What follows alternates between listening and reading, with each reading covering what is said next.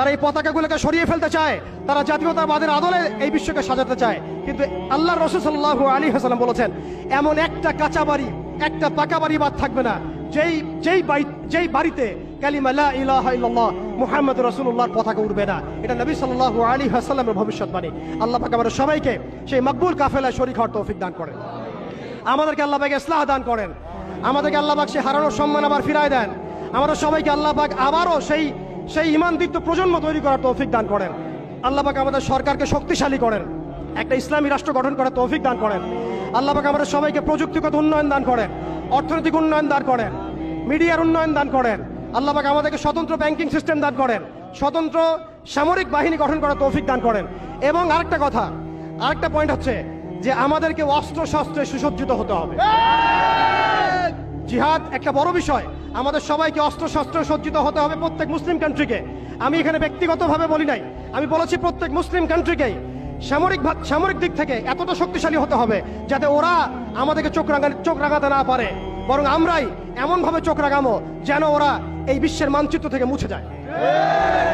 Kim Jong উনের মতো একজন মানুষ, যিনি উত্তর কোরিয়ার মতো ছোট্ট একটা রাষ্ট্রকে আজকে নিউক্লিয়ার রাষ্ট্রে পরিণত করেছেন, আমাদেরকে সেই সক্ষমতা ছিল না, আমাদেরকে সেই প্রতিভা ছিল না, আমাদেরকে সেই জনবল ছিল না।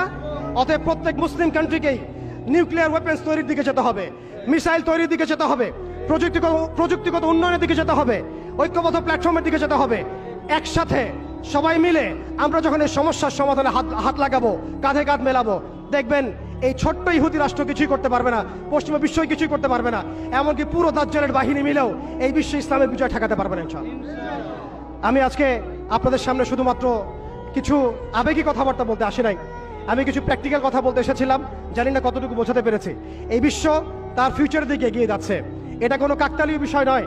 সারা বিশ্বে যা হচ্ছে এই ব্যাপারে আমাদেরকে পড়াশোনা করতে হবে, আমাদের সচেতন হতে হবে, আমাদেরকে দাওয়াতের মেহনত বাড়াতে হবে।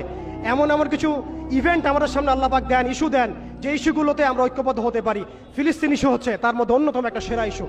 আমরা যদি এই ইস্যুতে ঐক্যবদ্ধ হতে না পারি, তাহলে আল্লাহর কসম জানি না আর কোন ইস্যুতে আমরা ঐক্যবদ্ধ হতে পারবো। অতএব আমরা সবাইকে আল্লাহ পাক যেন কবুল করেন, মঞ্জুর করেন। ফিলিস্তিন ইস্যুতে আমাদেরকে সোচ্চার করেন, সচেতন করেন।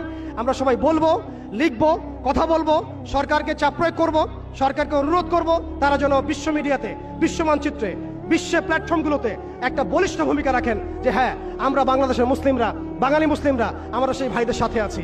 ইনশাআল্লাহ তাআলা অচিরেই আমরা আমাদের দেশকে ইসলামী আদলে গড়ে তুলবো ইনশাআল্লাহ তাআলা, এবং আমাদের এই তরুণ প্রজন্মকে প্রশিক্ষিত করবো ইনশাআল্লাহ। ইনশাআল্লাহ আমরা একটা সামগ্রিক জিহাদের দিকে যাবো ইনশাআল্লাহ। আমরা ইনশাআল্লাহ তাআলা একটা ঐক্যবদ্ধ জাতি করে এমনভাবে বিশ্বের বুকে দাঁড়াবো যে বাংলা